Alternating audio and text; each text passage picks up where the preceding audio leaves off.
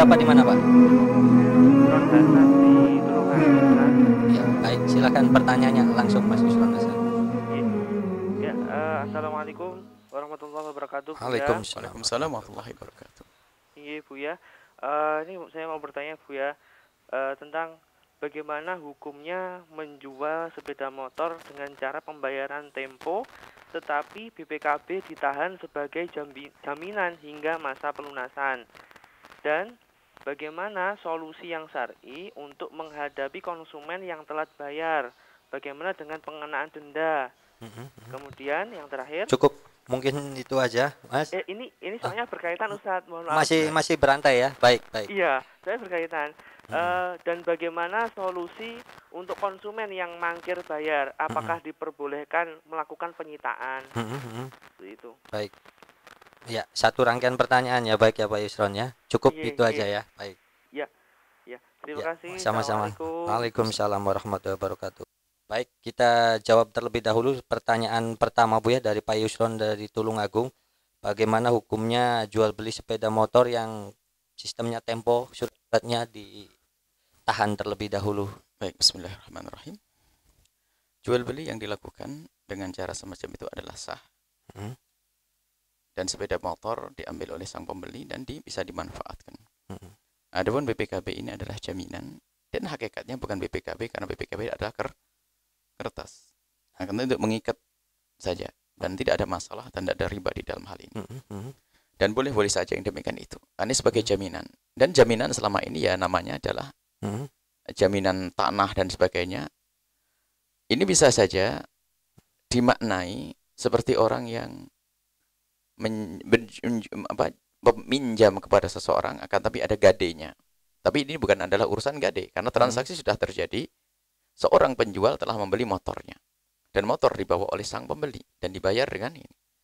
Akan tapi bayarnya adalah tidak kontan, pakai kredit. Atau kredit adalah boleh kredit yang syar'i, yang benar. Yang benar adalah kredit kayak begini, motor saya.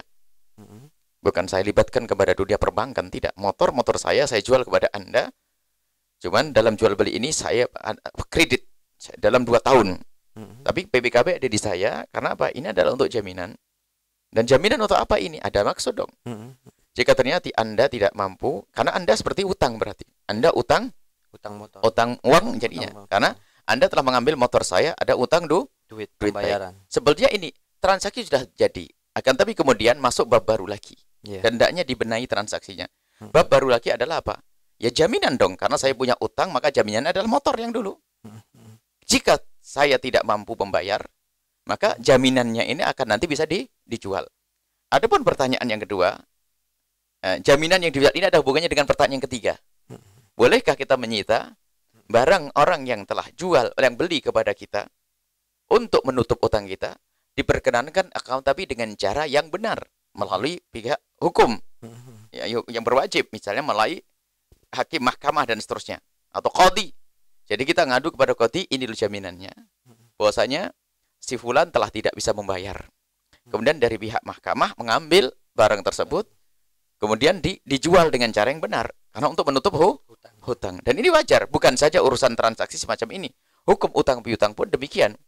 Kalau ternyata tidak ada hakim yang bisa dipercaya, maka Anda bisa berkomunikasi dengan dia dengan baik. Kalau Anda tidak bisa membayar dalam waktu 2 tahun, sementara jatah saya butuh selesai, utangmu sampai 2 tahun. Artinya 2 tahun itu jatuh tempo. Kamu tidak bisa membayar. Maka apapun yang kau miliki, hendaknya, ayo kita jual bareng-bareng. Ada kesepakatan, bukan dirampas begitu lalu kita ambil. Tidak. Kalau memang harganya itu mahal, menjadi mahal, ya utangnya cukup. Ini adalah karena urusan motor. Coba selain motor. Urusan tanah misalnya. Ya tetap utangnya dulu berapa? Kalau utangnya 100 juta, ya 100 juta. Biarpun tanah itu setelah itu terjual menjadi 500 juta. Kita mengambil 100 juta. Karena apa? Urusan saya dengan pembeli itu adalah urusan utang. Motor sudah dibawa oleh dia. Anggap saja tanah. Tidak usah motor ya. Biar mudah. Tanah saja. Tanah sudah dibawa oleh apa? Tanah dipakai oleh yang membeli. Yang membeli memakai tanah tersebut. Sertifikat bagi saya hanya barangkali sang pembeli ini kok tidak bisa bayar. Sebenarnya bukan urusan jual belinya sudah beres. Tapi saya utang, bayarnya adalah utang. Dan jual beli semacam ini boleh asalkan bukan emas dan perak. Jadi urusan saya dengan sang pembeli itu adalah urusan utang. Artinya apa? Dia punya utang kepada saya 100 juta. karena pembelian tanah tidak dibayar, sertifikat di tangan saya. Di saat dia tidak bisa membayar, maka saya adukan ke mahkamah atau bagaimana, dia dijual dong. Dijual, setelah dijual kok tak lakunya 1 miliar, untungnya dia. Kita hanya mengambil berapa? 100? Sejumlah utangnya. 100 juta sesuai dengan utang, tidak boleh berikan karena urusan saya utang. Baik. Ini adalah boleh yang demikian ini. Makanya diadil dia, tidak ada yang dirugikan. Saya menginginkan, saya dari awal transaksi saya semacam ini. Sebab namanya barang berubah, begitu sebaliknya bisa saja barang itu menjadi turun. Jaminan tidak berarti harus pas. Bisa saja jaminan itu kurang. Misalnya motor. Utangnya 7 juta. Dan motor itu ya kan jadi jaminan. Jadi jaminan. Tapi motor itu nanti kalau tidak sampai 7 juta, berarti yang punya motor harus nambah. Kecuali saya rela. Misalnya apa tadi? Saya bayar selama 2 tahun, lihat. Tapi motor saya jual kepada Anda. Selama 2 tahun.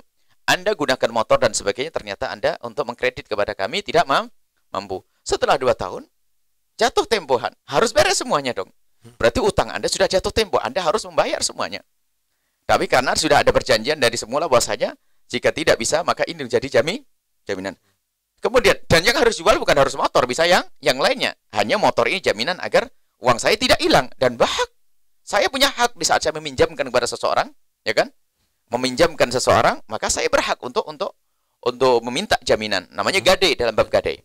Kemudian setelah itu, Anda tidak mampu membayar, maka kalau motor itu dijual memenuhi utangnya, alhamdulillah. Kalau tidak, Anda tambah. Kecuali saya rela.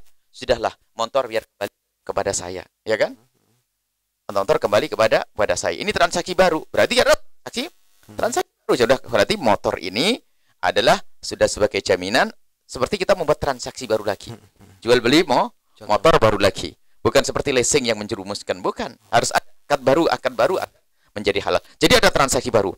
Akhirnya sang pembeli dulu mengatakan, aduh Buya, saya tidak bisa membayar motor saya. Saya tidak punya utang, saya sebanyak 7 juta saya nggak membayar. Terus bagaimana Buya? Ya sudah, kalau begitu kamu bayar dengan motor. Kamu bayar dengan motor, mana motornya? Tapi harganya tidak sesuai, nggak apa-apa. Selebihnya saya maafkan, boleh. Kemudian masalah mendenda adalah hakikat riba. Yang pertanyaan yang kedua, kalau ada orang tidak bisa membayar lalu ditambah, itu hakikat riba. Dan muskilahnya problemnya kita mendengar orang yang dinisbatkan kepada ahli ilmu, katanya dia adalah seorang ustadz, dia tidak mau paling anti riba, tapi meminjamkan kepada orang. Dan tidak boleh ada riba, cuman di saat orang tidak bisa membayar, didenda. Itu hakikat riba ya itu. Karena riba, yang namanya riba qard itu adalah tambahan, muqabil tambahan untuk menggantikan tempo yang dilewati. Ini adalah hakikat riba. Cuman begitulah ya kadang-kadang Allah namanya setan itu menyesatkan hamba Allah dengan cara yang halus. Seolah tidak ada riba, akan tapi pada hakikatnya ada riba. Itu mendenda utang adalah tidak diperkenankan, itu hakikat riba. Jangan didenda. Akan tapi fanadhiratun ilai maisarah. Jika ada orang punya utang lalu tidak bisa membayar kepada Anda, beri tempo sampai selesai. Sampai punya waktu kesempatan. Baik. Kalau sudah punya kesempatan, kalau tidak boleh kita memaksa. Karena kita transaksi sudah rela. Kita rela. Motor kita dibawa oleh dia, dan dia sudah akad jual beli. Cuman dia bayarnya ngutang. Jadi jatuhnya utang. Selesai. Selagi kita dari semula rela, kenapa menjadi tidak rela? Dan juga semua jenis transaksi utang piutang, maka ketahuilah tujuannya hanya karena Allah Subhanahu wa taala. Jika ternyata terjadi utang piutang bukan karena Allah, maka menjadi kayak tadi riba. Riba bukan karena Allah. Menumpangi orang yang dalam kesusahan ditambahi beban. Tapi kalau tadi saya menjual motor kepada Anda karena Anda tidak punya duit, bayar nanti saja. Berarti sudah terjadi transaksi, hanya Anda punya utang kepada saya. Ini punya menolak karena apa? Anda pengen punya motor untuk ngajar sebagai ustadz, akan tapi ternyata Anda tidak punya duit. Saya beri motor kepada Anda, transaksi selesai. Cuman Anda punya utang kepada saya. Dan di saat Anda tidak bisa membayar, sama kaidahnya orang utang piutang, tidak boleh saya memaksa Anda untuk bayar di saat Anda tidak mampu. Sebab dalam Al-Quran dikatakan fanadhiratun ila maisarah, justru saya harus memberikan kepada Anda tempo. Ya sudah, kalau bulan ini, tahun ini tidak bisa membayar, saya kasih tempo selanjutnya. Tidak ada denda, dan denda adalah hakikat riba.